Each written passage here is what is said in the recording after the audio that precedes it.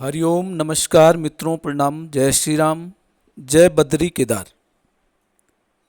मित्रों, एक बार पुनः आपका स्वागत कर रहा हूँ श्री शिव शक्ति आध्यात्मिक चैनल पर, जहाँ पर कि मैं आपको ज्योतिष से संबंधित, अध्यात्म से संबंधित छोटी छोटी और महत्वपूर्ण जानकारियाँ उपलब्ध कराता हूँ। आज बात करूँगा मैं पंचम भाव के बारे में, विवाह संबंधित विलंब के बारे में। विवाह में विलंब क्यों होते हैं, किन कारणों से होते हैं, उसके बारे में आज मैं आपको सूक्ष्म जानकारी दूंगा। तो वीडियो प्रारंभ करने से पहले आपसे पुनः निवेदन, चैनल को सब्सक्राइब जरूर करें, वीडियो को अंत तक देखें और ठीक लगती है तो चैनल को सब्सक्राइब के साथ साथ वीडियो को शेयर भी करें, अन्य लोगों तक भी भेजें। तो मित्रों, जन्म कुंडली का जो पंचम भाव होता है वह बड़ा मुख्य भाव होता है। क्यों? क्योंकि सबसे पहले वह है बुद्धि का भाव। हमारी बुद्धि कैसे है, किस प्रकार से काम करती है, क्या हमारे मन में आता है, क्या हम उसको, अपनी बुद्धि को कितना हम धरातल पर उतारते हैं, अपने कार्यों को सिद्ध किस प्रकार से करते हैं। तो ये सब पंचम भाव से प्राप्त होता है। ज्ञान, हमें कितना ज्ञान है।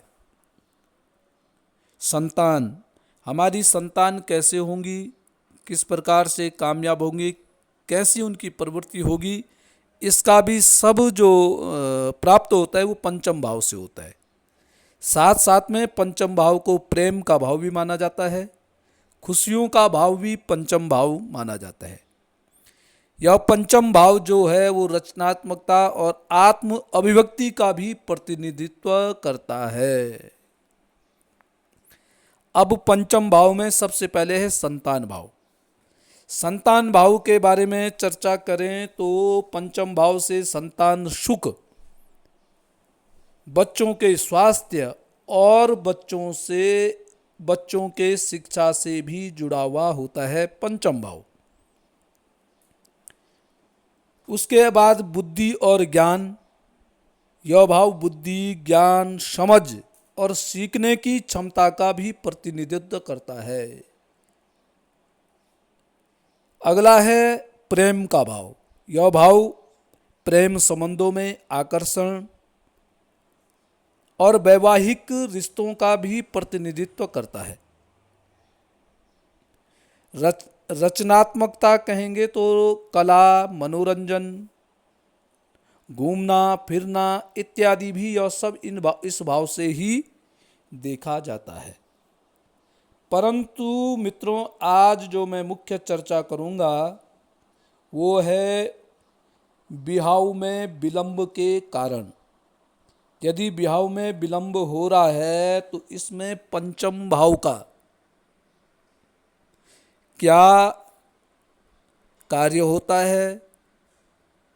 तो मित्रों, विवाह का तय होना पंचम भाव से देखा जाता है। सप्तम भाव तो है, सप्तम भाव तो यह है कि हमें कैसी पत्नी मिलेगी, कैसा पति मिलेगा, दाम्पत्य जीवन कैसे चलेगा। परंतु पंचम भाव से हम ये देखते हैं कि हमारा विवाह कब होगा। और कभी कभी कि पंचम भाव ये भी दिखाता है कि विवाह तय होकर टूटने का कारण। तो विवाह से संबंधित जो योग बनते हैं वो पंचम भाव की महत्वपूर्ण भूमिका उसमें होती है।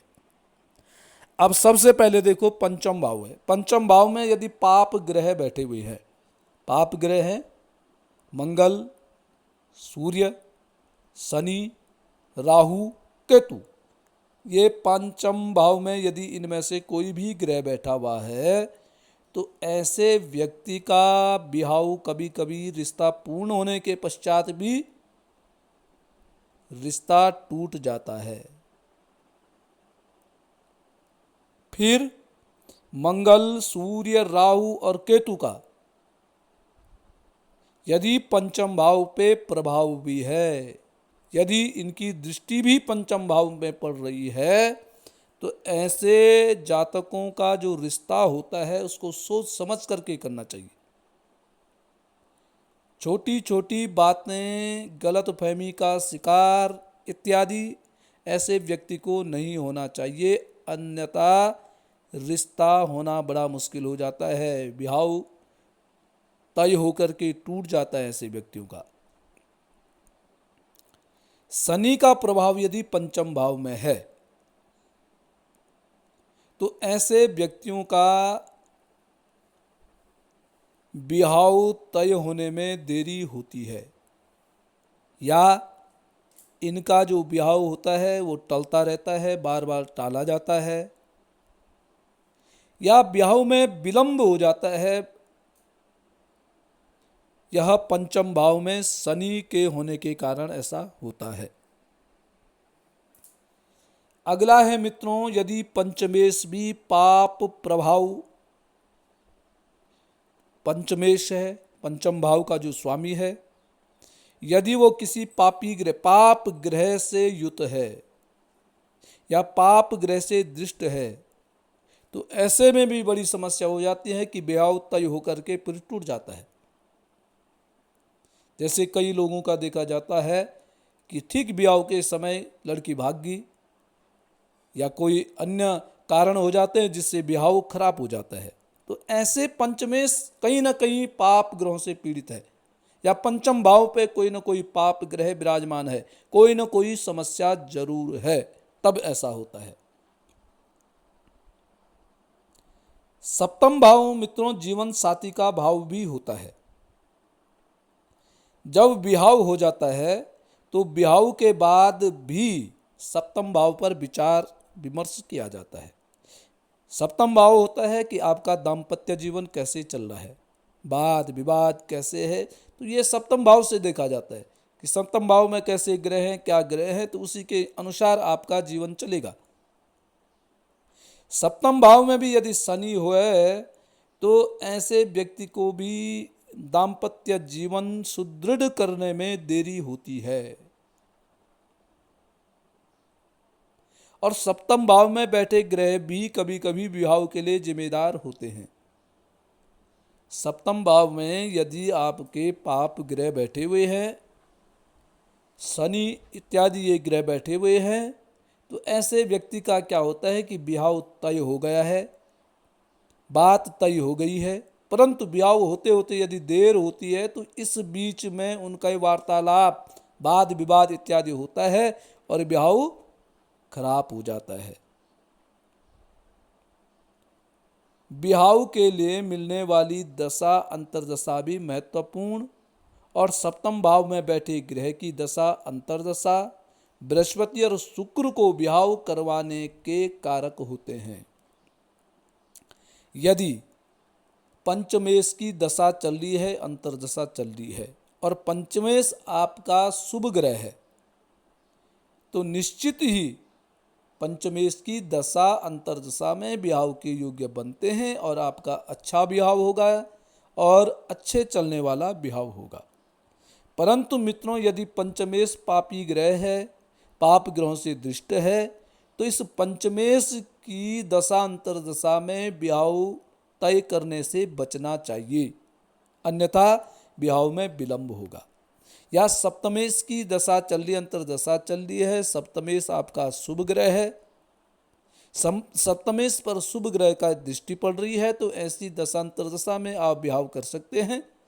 और यदि सप्तमेश आपका पाप ग्रह है और उसकी दशा अंतर्दशा चल रही है, तो इसमें भी विवाह करने से बचना चाहिए।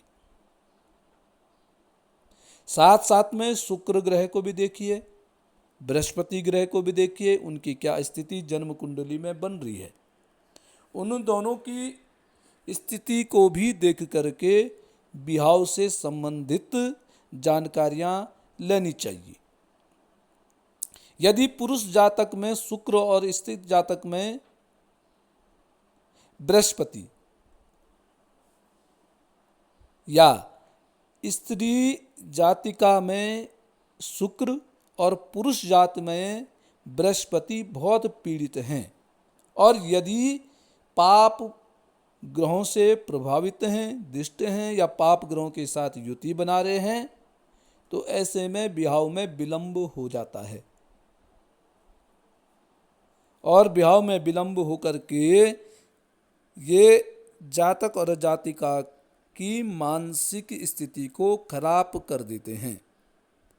यदि मित्रों आपकी जन्म कुंडली में भी इस प्रकार का कोई भी योग बन रहा है तो आप इन ग्रहों का उपाय करिए। निश्चित ही आपके विवाह में जो विलंब हो रहा है वह समाप्त हो जाएगा और आपका विवाह ठीक समय पे हो जाएगा। तो मित्रों आज के लिए बस इतना ही। कल पुनः किसी नई जानकारी के साथ आपके सामने प्रस्तुत होऊंगा। तब तक के लिए नमस्कार, प्रणाम, जय श्री राम, जय बद्री केदार।